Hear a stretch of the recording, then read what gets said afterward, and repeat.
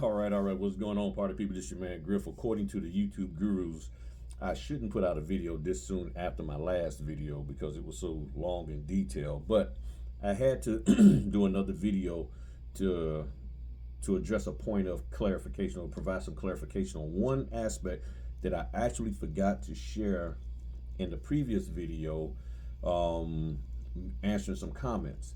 Now, this here is about the fee reduction, and I'm talking about the fee reduction where the person was talking about the 125, then people dropping down saying they'll take 60. A couple of years ago, I predicted this and said that the only way you will have a notary taking less money is if it's dealing with direct clients.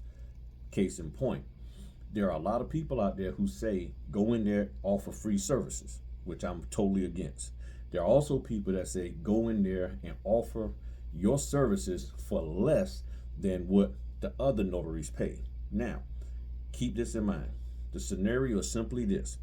If a signing company sends an order out for 125, I don't think there's anybody who responds back to the signing company email or text request or via the app request and says, "Oh, you're saying you'll pay me 125, I'll do it for 60."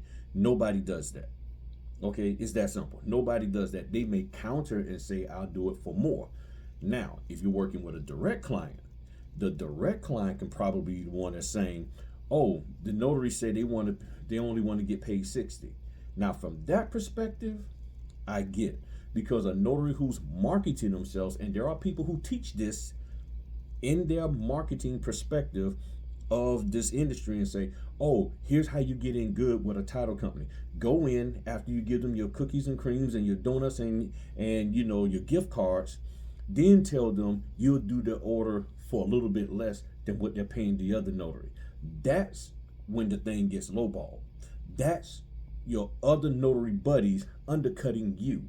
So, from a business standpoint, if I can get this notary for less than what I got you, and they're just as good as you, and that notary says, "I'm willing to work on volume," meaning you get me tons of $60 orders, and I'm happy with that, boom.